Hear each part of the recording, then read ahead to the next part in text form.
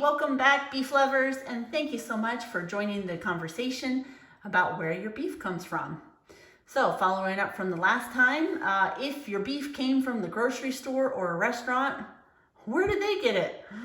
So, there is a chance that they bought their beef directly from a farm or a ranch. And I say a chance because, as mentioned yesterday, only about 8% of U.S. farms market foods locally through direct-to-consumer or intermediated sales.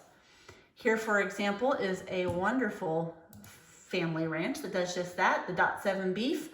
They've got a great website here where they sell grain finished and grass finished, and you can see they've got a lot of great products on offer. So that is one choice. And I'd like to make a quick point here. When it comes to buying your food, do what makes you happy. Look, we're not here to tell you how to live your life or try to impose upon you a certain belief or bully you into making food choices. That'd be ridiculous. This series of information is only put out there to help you understand a bit more about where your beef comes from. We're not claiming it's a perfect industry. No industry is. If there is something you don't agree with, we encourage you to seek first to understand and then be a part of the solution versus simply condemning or blaming. Not that you do that, of course. Look, if you'd like to buy directly from a farm or a ranch, then by all means, please do so because those farmers will certainly appreciate it.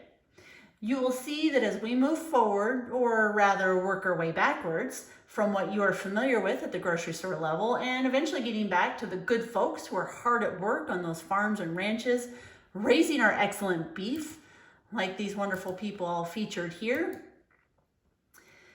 that, there is a lot involved in selling meat to consumers, and selling directly ain't for everybody.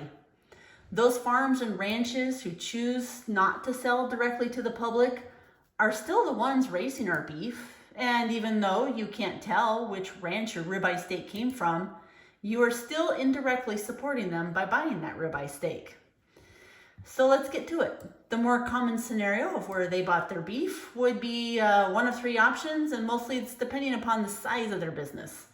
So the first category is if you're a mid to large size company. These can often be characterized as corporations. Many are familiar here with the Kroger grocery stores or In-N-Out hamburger chain. So these could be larger independent family-owned businesses. They can be wholesale distributors, and of course, the national chains like Costco, Kroger, and Sysco, the food service giant. So these types of businesses will typically buy their beef directly from the beef packers because they have the money and facilities that are required to buy direct.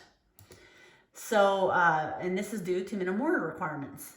And they have the human resources, the teams of people in sales and marketing, accounting, transportation, quality assurance, buying and inventory management, production, cleaning, sanitizing, and the warehouse staff that are all needed to properly manage, sell, and deliver that beef, all while servicing their thousands of customers. So the second category are your small independents. These here, for example, in Los Angeles, there's a ton of independent meat markets known as carnicerias. Small independents would be both restaurants and the local markets, the not of the national or retail chain variety. They will typically buy their beef from a wholesale distributor, like here, for example, Harvest Food Distributors. They do so mainly because in order to buy directly from the beef packer, they would have to buy a minimum of about 10,000 pounds, which requires a ton of capital and facilities to house that much product. Here, for example, is a picture of a box of beef. This one weighs about 60 pounds. Depending on which cut you buy, your average box of beef could be 60 to 80 pounds. So back to the 10,000 pounds, that's going to be about 145 boxes of these. That'll be about 6 pallets. Just picture 25 of these boxes stacked up on a pallet. And depending, again, upon the cuts purchased, that single invoice could cost the business owner anywhere between $30,000 to $70,000 or more. So the wholesale distributor, like Harvest here, they will allow these small companies to buy smaller quantities more frequently and quantities that are more realistic with their usage needs and budgets. And then, of course, the third source is known as the secondary market, and this is where meat companies who have bought beef from a packer directly resell it to another meat company. And there's a whole lot of reasons they would do that. So that is it so far. Thank you for sticking with us. If you are curious and have any more questions, please let us know in the comments. We'd love to hear from you. And thanks for joining us along to continue this conversation. There's a whole lot more to discuss.